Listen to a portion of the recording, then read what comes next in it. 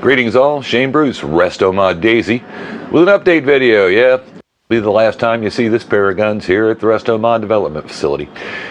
This was a father-son project that I recently finished. It did a video last week on it and described the mechanicals and the woodwork, but the top gun, the model 1938B, the stocks had not been completely finished.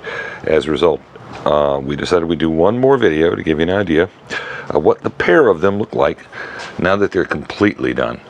And I gotta say, I'm very pleased with the color tone and temperature on both stock sets. It's something that's a little more difficult to do than you might think, is to get the color and the tone to look about the same, because every piece of wood is different. Now, in our previous video, I explained that a stock set I had cut for this top gun wasn't quite up to snuff. Wasn't exactly what I wanted, and I do believe that this particular set will get the job done for the client. They're both current production guns. One is the one on the bottom is a 105 buck that's been slightly modified, had a forestock added to it.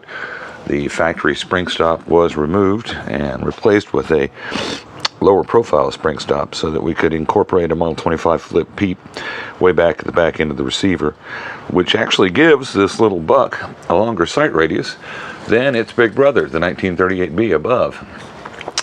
Other modifications to both guns involved replacing the power plants and air tubes with larger diameter air tubes for slightly more speed, and they lived up to that respect and that requirement. Let's flip them over and take a look at the opposite side.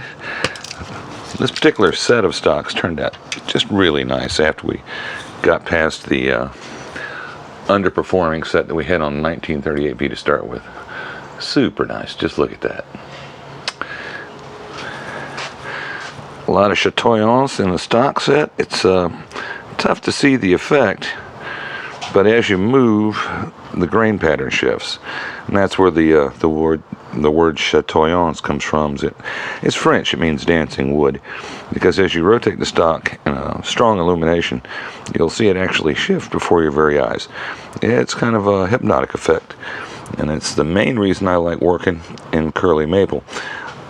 Also doesn't hurt that this was the kind of wood that was used to stock the Kentucky long rifles in days of yesteryear, and I think it makes an appropriate wood for a special gun, especially one if especially special if it's a legacy Daisy that's been in the family for 60, 70, 80 years, and you want to get it spiffed up and ready to hand off to a grandson at some point in time.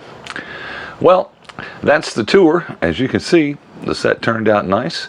It's going to go in a box later on today and start its journey back to Fort Home, wherever the hell that's at. Well, that's all we've got for you today, kids. We'll give you an update later this week on another model 99 that we've been working on. It's about ready to be presented to the public at large. And, of course, as always, we'll continue modding guns and making videos about it. This is Shane Bruce with Restomod Daisy, signing off.